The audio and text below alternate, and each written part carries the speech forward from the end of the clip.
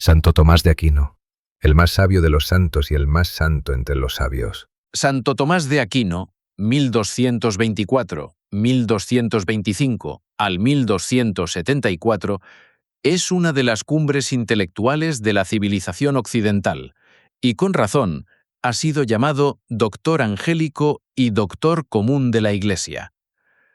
Su figura se alza en un momento decisivo de la historia cultural de Europa, cuando el redescubrimiento del pensamiento de Aristóteles, a través de traducciones latinas procedentes en parte del mundo árabe, obligó a replantear en profundidad la relación entre la fe cristiana y la razón filosófica.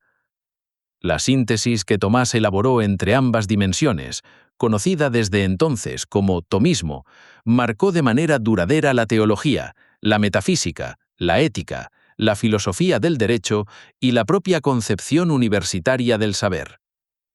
De igual forma, Santo Tomás aporta principios fundamentales para el entendimiento correcto del orden natural, del orden sobrenatural y de la relación que hay entre ambos. Por eso, su doctrina de la ley es esencial para comprender el derecho y la ley naturales, y su doctrina de la gracia es esencial para comprender la justificación, la interacción de albedrío y providencia y el papel de los sacramentos. Asimismo, esclarece la correcta doctrina de la predestinación, tan confundida después por el protestantismo. Nació en el castillo de Rocaseca, cerca de Aquino, en el reino de Sicilia, en el seno de una familia noble vinculada al entorno imperial. Era hijo del conde Landulfo de Aquino y de Teodora de Teate.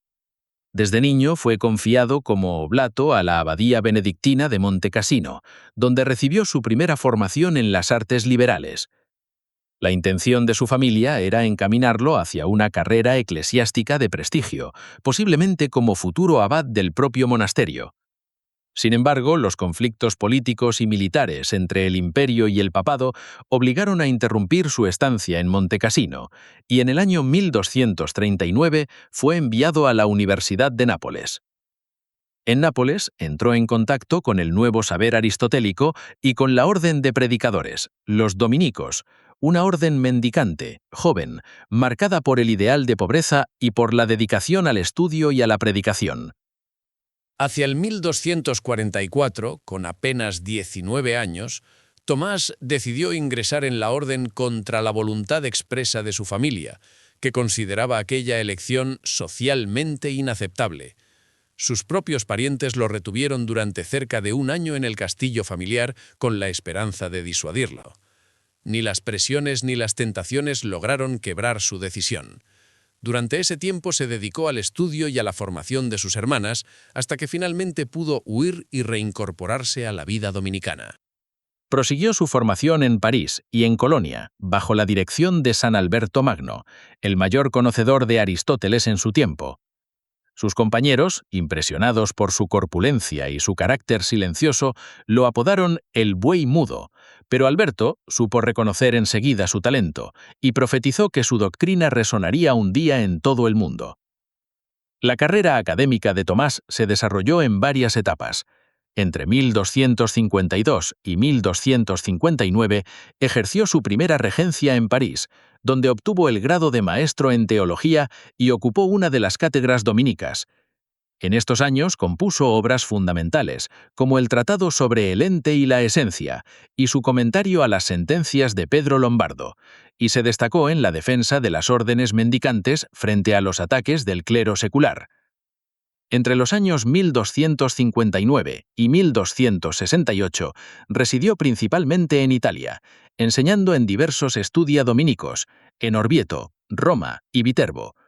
Durante este periodo concluyó la Suma contra los Gentiles, una gran obra de carácter apologético, concebida para dialogar con no cristianos a partir de la sola razón natural, y comenzó la redacción de su obra mayor, la Suma Teológica.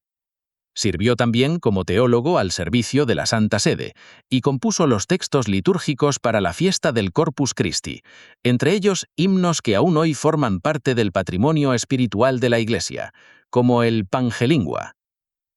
Entre el 1268 y 1272 volvió a París para una segunda regencia, en un clima intelectual tenso, marcado por el auge del averroísmo latino y por las críticas procedentes de ambientes agustinianos. En este contexto escribió, entre otros tratados, sobre la unidad del entendimiento, contra los averroístas, defendiendo con firmeza la individualidad del alma humana frente a la tesis de un único entendimiento común a todos los hombres. En el año 1272 regresó definitivamente a Nápoles, donde organizó un Studium Generale y continuó trabajando en la Summa Teológica, que quedaría inacabada a su muerte. La obra de Tomás de Aquino es de una amplitud extraordinaria y se caracteriza por una voluntad sistemática de integrar todo el saber disponible. En la cuestión decisiva de la relación entre fe y razón, rechazó la teoría de la doble verdad. Sostuvo que ambas no pueden contradecirse, porque proceden del mismo Dios. La razón, partiendo de la experiencia sensible, puede alcanzar verdades auténticas sobre el mundo y sobre Dios, y puede demostrar ciertos preámbulos de la fe, como la existencia del Creador. La teología, en cambio, se apoya en la revelación divina y trata de misterios que superan la capacidad natural de la razón, como la Trinidad o la Encarnación, aunque nunca la contradicen. En metafísica elaboró su célebre distinción real entre esencia y existencia. En todas las criaturas, lo que una cosa es y el hecho mismo de que exista no coinciden plenamente. La existencia es recibida. Solo en Dios, que es el ser subsistente, esencia y existencia son idénticas. En la Summa Teológica formuló las 5 vías para mostrar racionalmente la existencia de Dios, partiendo del movimiento, de la causalidad eficiente, de la contingencia, de los grados de perfección y del orden final del mundo. En antropología, siguiendo el hilemorfismo aristotélico, definió al ser humano como una unidad sustancial de cuerpo y alma, siendo el alma la forma del cuerpo.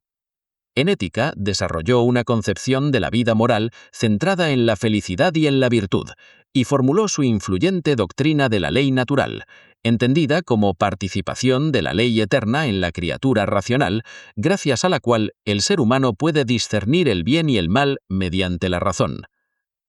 El 6 de diciembre del año 1273, tras una profunda experiencia mística durante la misa, Tomás interrumpió bruscamente su trabajo y declaró que todo lo que había escrito le parecía paja en comparación con lo que se le había concedido ver.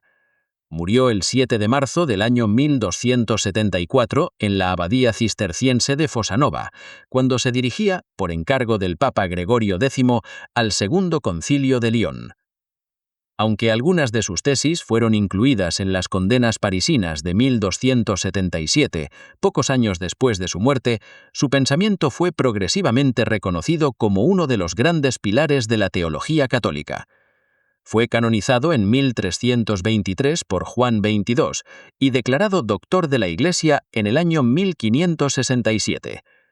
En la época moderna, la encíclica Aeterni Patris de León XIII en el 1889 promovió una amplia renovación tomista, y el Concilio Vaticano II pide en el decreto Optatam Totis que la formación teológica de los sacerdotes se lleve a cabo a la luz de la fe y bajo la guía del magisterio de la Iglesia, teniendo a Santo Tomás como maestro.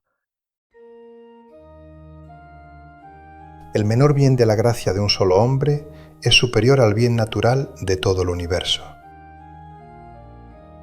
Así como el hombre no puede ver con el ojo corporal si no es ayudado por la luz del sol, así el alma humana no puede realizar ningún acto sobrenatural si no es movida por la luz de la gracia.